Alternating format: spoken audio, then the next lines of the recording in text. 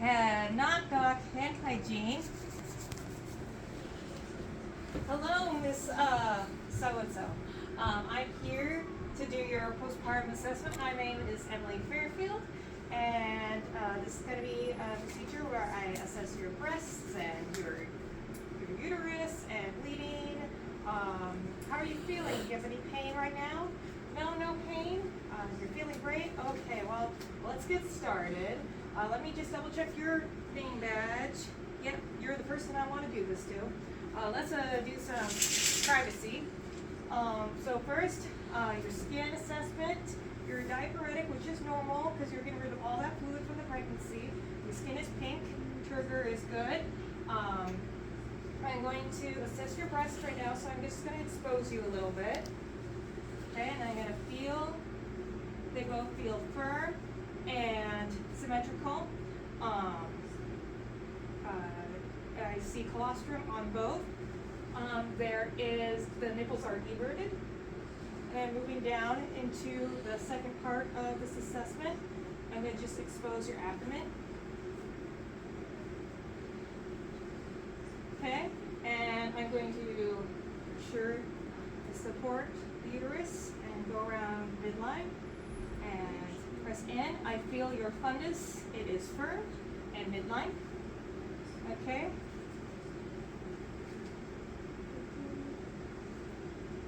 Now I'm going to assess your bowel tones.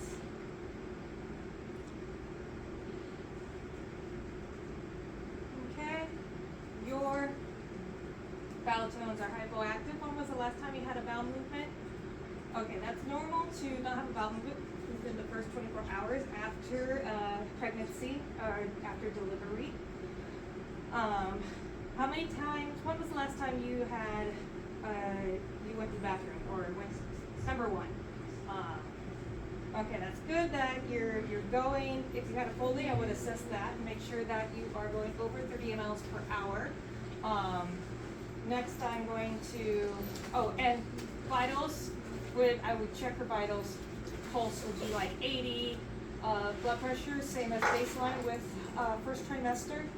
Respiration's 16, and pulse, respiration's good. Next, I'm going to go and check lochia. Is lochia rubria, and want to make sure to ask you how many times are you changing your pad an hour? Okay, just make sure whenever you do pericare and you're going to the bathroom that you're changing your pad, because we want a fresh pad.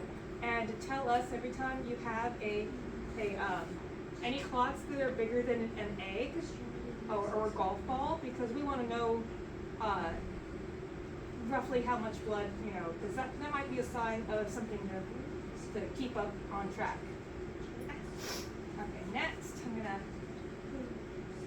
get you covered up, and we're gonna go down to down here. I'm gonna expose your legs. I'm going to feel any warmth.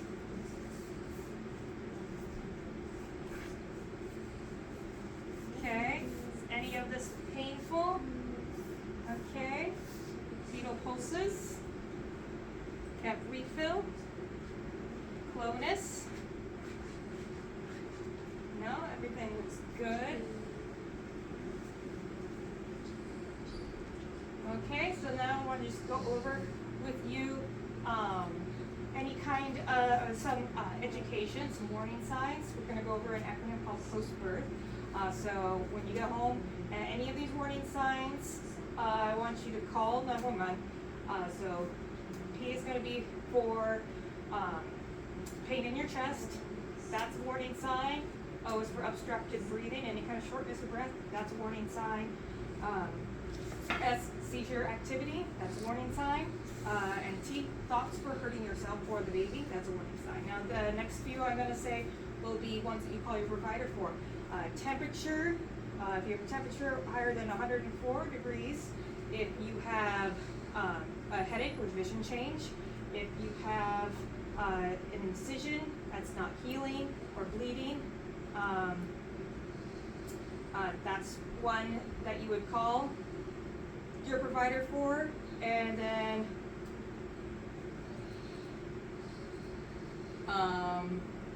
Bleeding. Bleeding is another thing. If you're soaking more than one padded towel, that's another one that you call your provider for.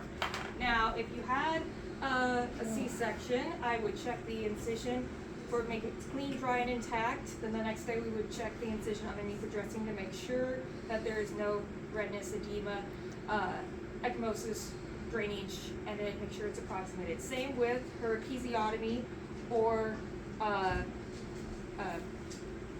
tears, but I did not see that when I checked her vaginal area. One thing I forgot to check was your hemorrhoids. If you don't mind, can I have you turn around or spin over so I can check that? Sure. You turn around. Okay, you're good. No hemorrhoids. Perfect. Okay, so last I'm going to follow up with the education for your discharge. So let's go over that lastly. We're going to go, how about breastfeeding? So you want to be able to have a good latch. You want the baby's mouth to completely surround the areola.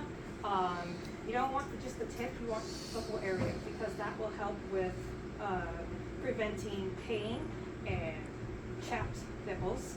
Another thing you want to do is make sure you're emptying as much of the breast as possible when you're breastfeeding. And lastly, there are several things you can do for pain management for when you're sore, to prevent mastitis. Emptying it as much as possible. Heat packs can help before feeding, and that will be it. All that I can give you. Your call light's right there, and I'm going to get you down to the lowest possible area time, and then I will let us know if you need anything else. Okay, I'm going to take these off in hand hygiene and go chart.